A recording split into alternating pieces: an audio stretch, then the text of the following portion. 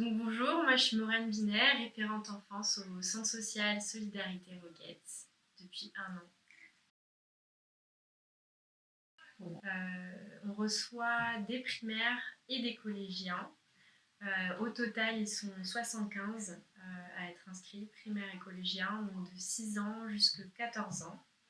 Le but de cette action, c'est tout simplement de les accompagner dans leur scolarité, quand ils rencontrent n'importe quelle difficulté liée à la scolarité. Et au final, on se rend compte que toutes les sphères en fait, sont touchées. Donc je travaille avec les familles, je travaille avec les écoles et bien sûr avec les bénévoles qui, eux, sont directement au contact des enfants et des jeunes.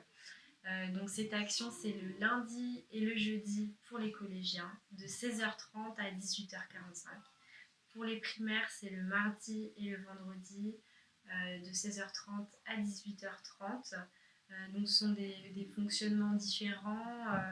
Les primaires, on est dans l'apprentissage des bonnes habitudes surtout, des bonnes habitudes de travail, des bonnes méthodes de travail.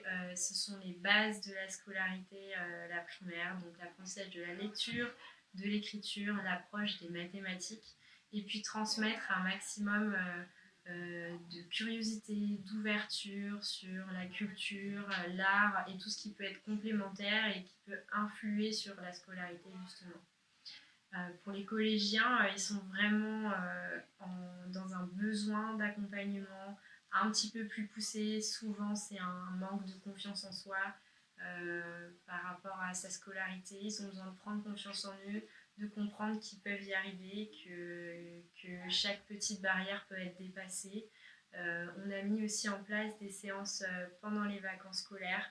On accueille aussi certains décrocheurs d'un collège avec qui on a fait un partenariat exprès pour ça, mais en très petit nombre.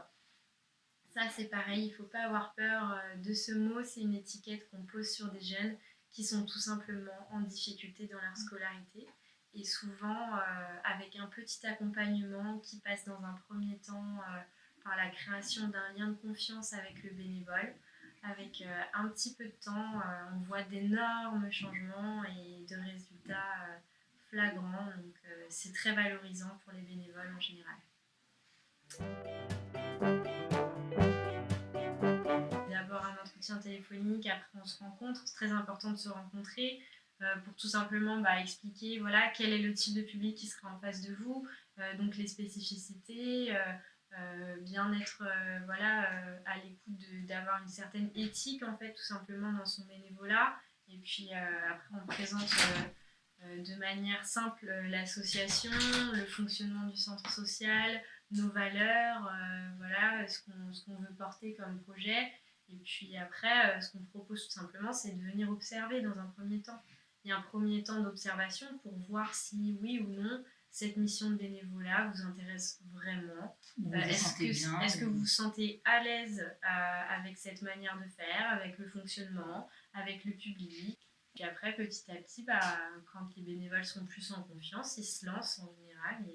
Et nous, on fait des petits points réguliers avec eux au début pour voir, voilà, tout simplement, aux questions de bénévolat sur le secteur de l'accompagnement scolaire. En tout cas, on reçoit pas mal de personnes qui viennent nous voir pour les primaires. Et c'est vrai que les collégiens, ça peut faire peur. L'adolescence, c'est une tranche d'âge qu'on dit ingrate, mais n'empêche qu'ils sont quand même très motivés, que c'est un réel besoin pour ce public aussi, et qu'il ne faut pas hésiter et ne pas avoir peur. Et encore une fois, on peut tout à fait envisager de faire un essai au moins pour voir, une observation, et puis après confirmer oui ou non, est-ce que ce bénévolat est fait pour moi. Des belles réussites, il y en a beaucoup. Moi, je pense à mes ateliers arts plastiques. Il y en a eu plusieurs qui se sont créés l'année dernière. Pour moi, c'est des belles réussites. On voit les réalisations derrière nous. Pour moi, c'est des très beaux projets. C'est beau. On offre un accès à de la création artistique à des enfants qui n'ont pas forcément cette chance-là.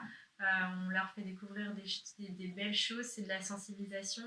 Une autre réussite, c'est une bénévole qui s'est investie bien au-delà de son action et qui nous a fait un très beau don parce qu'elle travaillait dans le domaine de l'édition jeunesse. j'ai pu refaire toute la bibliothèque grâce à elle. Et c'est vrai que maintenant, avant les enfants lisaient presque pas, maintenant les enfants lisent beaucoup et m'empruntent régulièrement des livres. Et pour moi, ça, c'est une réussite magnifique.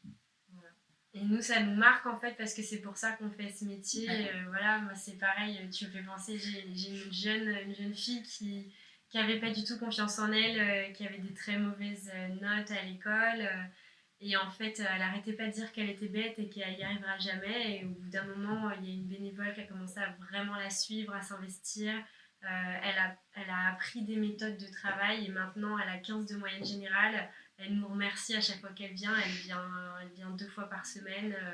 Et pour elle, voilà, c'est un endroit qui la rassure. Elle dit tout le temps que c'est grâce à nous qu'elle y arrive. Et c'est trop beau, quoi.